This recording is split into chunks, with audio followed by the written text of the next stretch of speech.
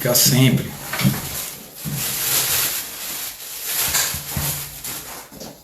Fala pessoal, estou aqui no gabinete com os meus amigos aqui, assessores.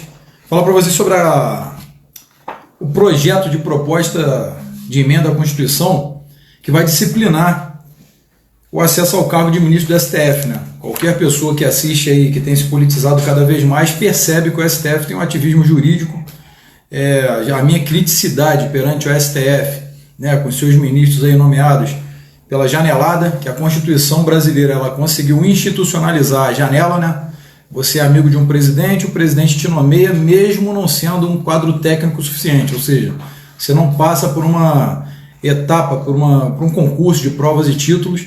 Então vemos aí decisões monocráticas, como do ministro Alexandre de Moraes, aí do governo Temer, entrou bem às pressas, na época ainda do impeachment da Dilma Rousseff, e várias outras coisas, vem tomando decisões da maneira do seu entendimento, vazio muitas vezes, e eles ali com aquela toga, né, se achando intocáveis, à prova de críticas, não podem ser criticados, se fizeram uma manifestação em frente à casa do Alexandre de Moraes, são conduzidos à delegacia coercitivamente, e blá blá blá, toda aquela história de não, eu sou o ministro do STF, eu sou o fulano de tal, quem manda sou eu, e não é bem assim.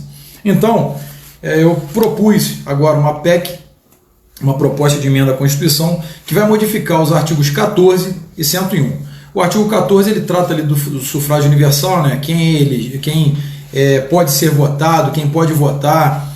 Trata-se de fato das eleições, vamos colocar assim, da escolha dos candidatos, como funciona o poder soberano do povo, e ele para ali no parágrafo 11. Então vamos anexar aqui, eu vou ler aqui para vocês. Está aqui a proposta de emenda à Constituição, ainda não tem número porque ela ainda não foi recepcionada pelo presidente da casa, né, do Rodrigo Maia, e assim que já tiver o apoiamento total e ela for robusta, ela então é recepcionada e já tem o número.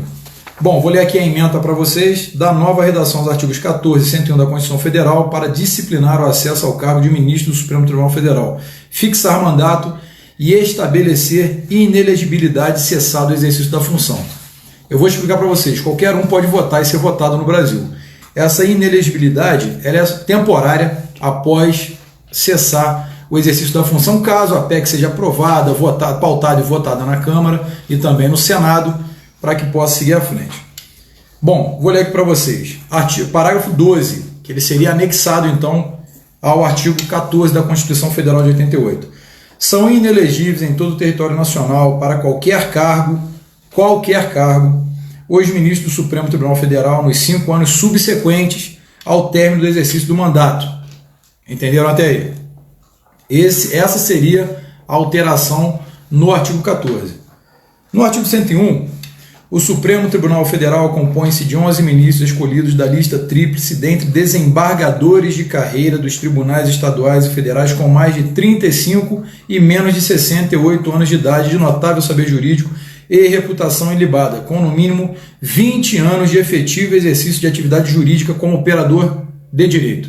Significa que nós acabaríamos aqui, é uma PEC muito simples, tá? Ela tem um entendimento profundo, segundo as correntes doutrinárias, só que é muito simples. Esse artigo 101 modificado não seria tão somente notável saber jurídico sendo o Zé das Couves. Eu sou um advogado fulano, amigo de não sei quem, então posso ser indicado para o STF. Tá? E aqui eu também vou extinguir alguma coisa do 5º Constitucional que vocês vão entender. Parágrafo 1º. Os ministros do Supremo Tribunal Federal serão nomeados pelo Presidente da República após a aprovação do nome pela maioria absoluta dos membros que compõem os respectivos tribunais, para um único mandato por 8 anos. Alguns acharam 8 anos muito longo, só que eu vou explicar o porquê. Depois de aprovada a escolha pela maioria absoluta dos membros do Senado Federal e da Câmara dos Deputados, que não existe, então nós vamos, peraí, só recusar aqui, tomando aqui, depois a Câmara entra também nessa escolha, vedada a recondução em qualquer momento.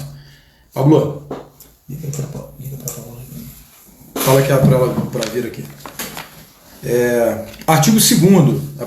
Parágrafo 2º. Fica vedada a nomeação de desembargadores oriundos do 5º Constitucional. Bom, quem conhece o 5º Constitucional está lá no artigo 94, né, da Constituição, em que ele reserva 1/5 das vagas do Judiciário para integrantes da OAB, advogados e também do MP. o que eu acho um absurdo. Você é promovido ao cargo da magistratura pela janela, mais uma vez, é o absurdo do quinto constitucional, que eu sou totalmente contrário. Então aqui eu já cuido para que, caso essa PEC vire uma emenda na Constituição, oriundos do quinto constitucional não serão ministros do STF. Que seria aí o caso do Lewandowski, né, e outros ministros que foram antes do quinto. O quinto ele não se aplica ao STF, contudo, lá, quando ainda advogados foram indicados pelo quinto constitucional, assumiram lá a magistratura e depois nomeados aí pelos presidentes ao STF. Então aqui a gente já vai extirpar qualquer tipo de aplicabilidade, ou seja, foi oriundo do quinto constitucional, não é por provas e títulos, não tem uma carreira jurídica dentro da magistratura, então não poderá então ser do STF. Parágrafo 3º, no caso de vaga no decorrer do mandato, ou seja, no decorrer do mandato, um ministro morre, por exemplo, o ministro que o substituir completará o mandato, independentemente do prazo transcorrido. Parágrafo 4º, não se aplica aos ministros do Supremo Tribunal Federal a compulsoriedade da aposentadoria estabelecida no artigo 40, parágrafo 1º, item 2. Parágrafo 5º, o magistrado nomeado ministro do Supremo Tribunal Federal, ao encerrar o seu mandato, retornará ao cargo. Ou seja, eles não terão mais essa aposentadoria compulsória, ele retorna ao cargo, independente de vaga ou não. Por exemplo, cumpriu o mandato de 8 anos, acabou, ele retorna à magistratura, contudo ele não pode ser nomeado novamente ao Supremo. Artigo 2º, esta emenda constitucional entra em vigor na data de sua publicação. Então eu vou ler aqui para vocês a justificativa. Nobres pares, o modelo brasileiro foi inspirado na Constituição dos Estados Unidos da América, que prevê um tribunal constitucional cuja composição é formada por indicação do presidente da República, que depois de aprovação pelo Senado, nomeia os ministros que são vitalícios. Aliás, esse sistema vige no Brasil desde 1890, quando o Supremo Tribunal Federal foi instituído pelo decreto número 848. Com pequenas nuances, o sistema sobrevive desde a primeira Constituição Republicana de 1891, as Constituições de 1934, 1946, 1967 e a emenda número 1 de 1969 mantiveram o mesmo sistema, apenas com alterações no que diz respeito ao limite máximo de idade e ao número de integrantes da Corte. Ou seja, a legislação ela foi modificando a cada ano que se passava, a cada década, mas ela não mexeu em nada no STF. Ela só aumentou a idade e o tempo que permaneciam, ou seja, foi só facilitando para o queridinho dos presidentes que fossem indicados.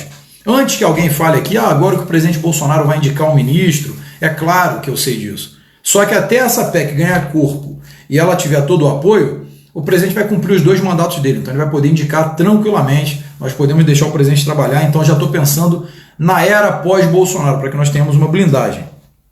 Vamos lá. Pelo sistema atual, previsto na Constituição Federal de 88, para ser nomeado ministro do STF, o candidato deve ser brasileiro. Olha só, para você ser ministro do Supremo.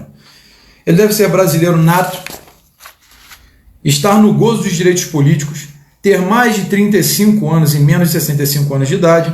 Além desses requisitos objetivos, deverá também ter reputação ilibada e notável saber jurídico. Acabou. Não disse se você tem que ser bacharel em direito, se tem que ser advogado, se tem que ser juiz, tem que ser procurador, qualquer coisa. Você não precisa ser nada. Você pode ser um Zé Ninguém que não estudou realmente nada, absolutamente nada, está sentado na sala, vendo a porcaria do Big Brother Brasil e de repente o presidente vai com a tua cara e fala, vem ser ministro do Supremo. Basta que você passe na sabatinada do Senado para que então você seja nomeado com vitaliciedade no cargo. Ou seja, é um absurdo. Aparentemente, o sistema deveria funcionar bem, tendo em vista que o Senado faria o controle no que diz respeito aos critérios da ilibada reputação e notável saber jurídico.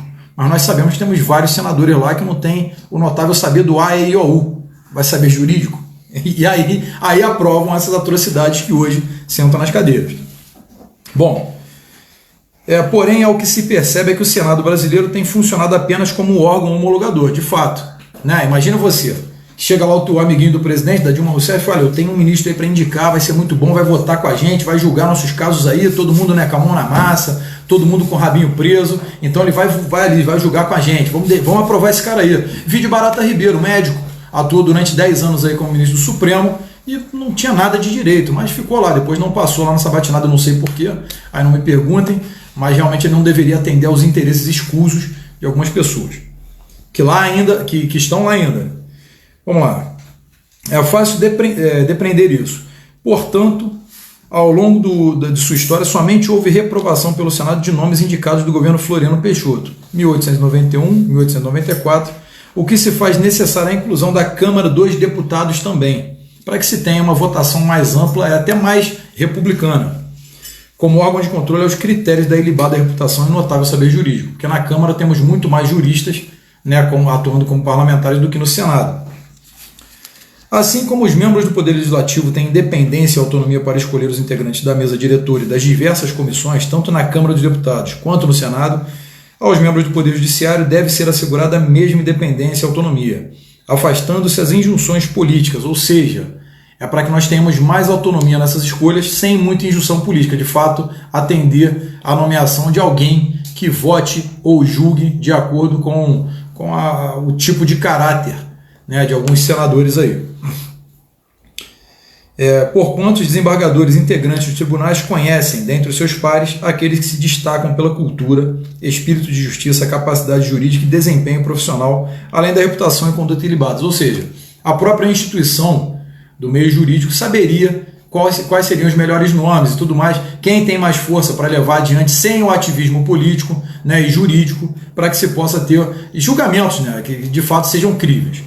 Voltando aqui, quanto ao fim da vitalicidade no cargo de ministro do Supremo Tribunal Federal, trata-se no procedimento adotado em boa parte dos países democráticos do mundo, tendo em vista exatamente a essência das cortes constitucionais.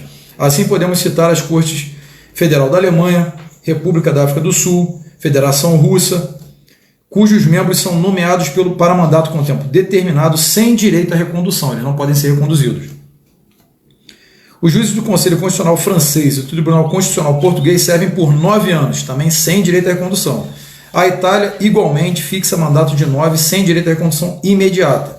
O mesmo mandato é adotado na Espanha, sem, entretanto, limitar o direito à recondução.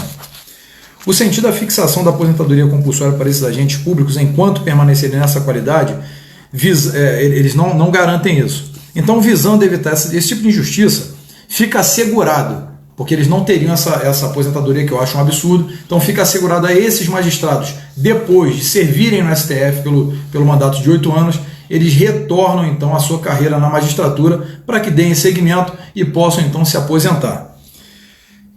Em complemento, fixa uma... Aqui que é o interessante, em complemento fixa-se uma inelegibilidade de 5 anos após o exercício do mandato, ou seja, foi ministro do Supremo, durante 5 anos você não pode se candidatar a cargo algum pelo sufrágio universal. Você não pode nem se candidatar e nem ser nomeado em cargos de confiança, como garantia de lisura e imparcialidade dos ministros. Eis aqui, em breves palavras, os fundamentos da proposta de emenda à Constituição que ora apresentamos à alta apreciação dessa Casa. Temos a certeza de que tal modificação significará a democratização da composição do Supremo Tribunal Federal e possibilitará sua renovação periódica. Significa que não teremos mais cargos vitalícios no STF, né? Tem uns que vão sair em 2030, outros em 2040, ou seja, vamos colocar que é uma sina que nós temos que carregar dentro do judiciário, pessoas que não têm, muitas vezes, a capacidade jurídica de fato, né? Eu não estou aqui para questionar se foi legal a decisão, se foi legal nesse momento, não, porque a maioria delas são totalmente imorais e às vezes até inconstitucionais. Então, o que nós queremos fazer com essa emenda aqui, com essa proposta de emenda à Constituição, é garantir que o STF ele possa ser modificado e não se tenham mais ditadores jurídicos, que é o que tem acontecido no STF.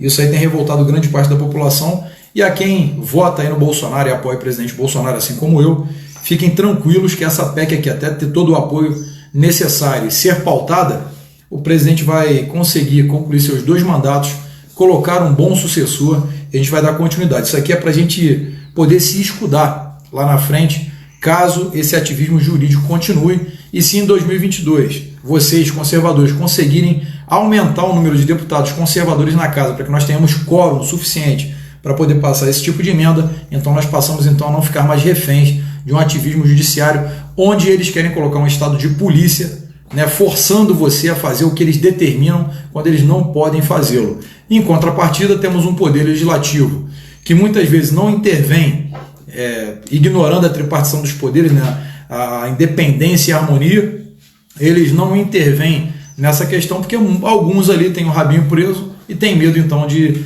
se manter como legislador, falar eu sou o poder legislativo e vocês não podem fazer isso. Então está aqui a emenda à Constituição, ela ainda não tem um número, ela já está aberta para apoiamento lá na Câmara dos Deputados, tá certo? Vocês têm a emenda aí para vocês lerem, ainda está sem o nome, só deixei um pouquinho para vocês pausarem aí, depois quiserem ler a emenda e a modificação nos artigos 14 e 101, tá certo? É isso que eu queria passar para vocês, assim que tiver o número vocês acompanham lá no site da Câmara, mas é bem robusta, bem técnica e demorou algum tempo aqui de pesquisa para a gente poder apresentar. Outro detalhe, a composição do STF ela se mantém aqui no Brasil durante muito tempo porque eles alegam que suas decisões têm que ter respaldo, segurança jurídica, ou seja, uma súmula vinculante, por exemplo, ela tem que permanecer, ela não pode ser mudada. Como assim?